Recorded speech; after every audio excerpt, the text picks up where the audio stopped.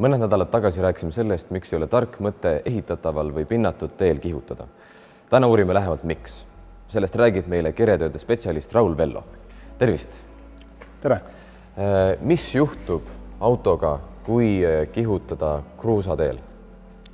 No, mis põhiasi, mis võib juhtuda, on see, et sealt lendavad lahtised kivid ja vigastate nii oma autopinda kui ka siis vastu või tagasõitva auto nii klaase kui pindasid. Aga värskelt asfalteeritud teel?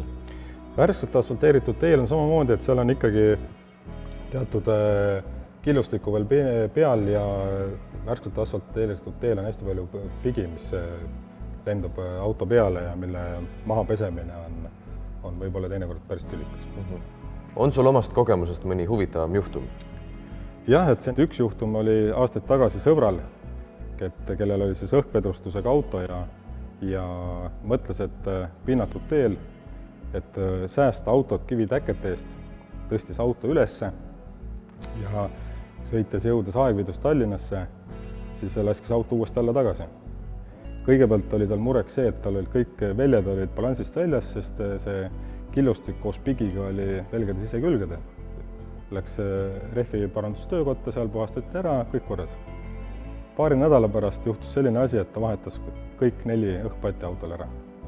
Sellepärast, et see üles tõstetud auto, killustik koos pigiga oli jäänud sinna õhkpattide vahele, paar korda liigutad autot üles-alla ja said meeldiva arve auto esindusest.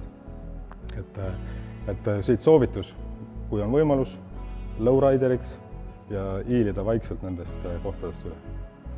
Meil on siin sulle üks auto, mis esmapilgul näeb välja kui uus ja korralik, aga äkki sinu vilunud silm tuvastab mingisuguseid erroreid?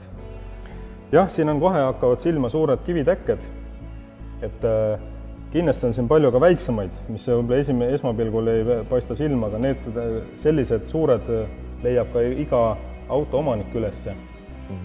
Ja need on ilmselt siis Need on kas eest või ka vastu tulev auto ratastelt tulnud, et ega siis vastu tulev peab ka arvestama seda piirangut. Aga et neid vältida, kas siis on mõistlik hoida mingit kindlat distantsi? Kindlasti peaks hoidma pikki vahet. Jah, siin on esiotsa peale on päris palju kivitäkkeid tulnud, et näha on, et auto on värske, aga on päris palju. Nii, pigiplekid, vaatame. Jah, pigiplekid on siin, näete, suured pigiplekid. Pigiplekid tihti tulevad alumistele osadele kõigepealt. Ahah, siin on veel üks mõlk, mis võib olla täiesti vabalt, et kuna ta on niisugusel madalamal pinnal juba, siis suure tõenäosusega ei ole ta mitte parklamõlk, mida ta ka meenutab, vaid on saanud ka liikluses siis teise auto küljest ratta alt kivi ja on saanud mõlgi. Ahah, ja näete, siin on üks hästi suur pigiplekk, et mis kohe karjub silma. Aga seda ise ei tasu hõõruma hakata? Seda niimoodi lihtsalt, et siin nüüd ja sõrmega nühkima hakata ei ole mõtet, sest te võib-olla saate selle pigi sealt kätte, aga ülejäänud pinnad matistate ära ja kahjustate seda värvipinda, lakipinda väga palju. Ja siis tuleb juba poleerima hakata ja kõik siuksed asjad. Et lihtsam on see jätta spetsialistide hooleks või siis ise teha, kui on kodus võimalus kord 2 aastas sukast korralikku pigi- ja leotuspesu, kus saab kõik need asjad mustuse kätte. Ja näete, kui siit auto tagantki vaadata, eriti universaalkerega autodel on, siin on ka suured pigiplekid, et mismoodi need siia tulevad. Või et tihti on ka siin näha kivitäkkeid. Mõtled ka, et kas keegi naabripoiss on visanud üle aia kividega su autot, ei. See on, ise sõidad autoga, auto taga tekib turbulents ja kõik, mis on rataste all, kõik see peksab ennast vastu seda auto tagaotsa. See oleneb jälle siis kiirusest? Loomulikult, mida kiiremini sõita, võidad ajas, määrid autot, eks ju. Tuleb valida? Tuleb valida, leida see kuldne kesktee. Jah, ja näete siin katuse servas on kivitäkked ja et kindlasti kui seda nüüd ära ei paranda, siis on sealt varsti hakkab roostetama. Et kui kapott hakkab roostetama, seda on lihtne ära vahetada. Katusevahetusega läheb meil natukene juba autoomaniku jaoks kulukamaks. Mida sina selle auto parandamiseks teeksid? No üks, mille see auto kindlasti esimesena on ära ja välja teeninud auga, on see, et võiks teha korraliku käsipesu. Et saaksime kätte need pigiplekid, saaksime kätte need surnud putukad kõik, et siin on lausa massimõrv toimunud.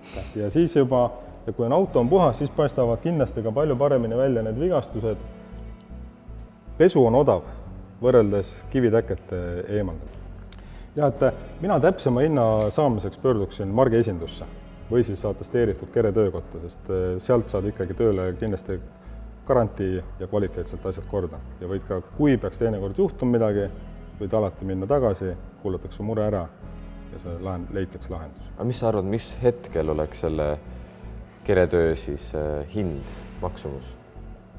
Mis hetkel oleks selle maksumus? Yeah. No terve auto puhul ma ei osanud seda nii-öelda öelda, eks ju. Aga siin kasutades seda Eestis kasutatavat kalkuleerimistarkvara avariide avariiremondide teostamiseks, siis sellise auto kapoti parandamiseks, värvimiseks on siis tööaega koos mahavõtmise pealepanekuga circa 6 tundi. Pluss materjal, siis värvimaterjal circa 150 eurot. Ma arvan, et suurusjärk sellele auto esinduses ühe auto kapoti värvimine on 500 pluss eurot. Ja siis on asi korral. Mis juhtub, kui neid töid mitte teha? Meil on siin üks auto, millega me oleme katseid teinud ja mis ei ole aastaid näinud mingisuguseid keretöid.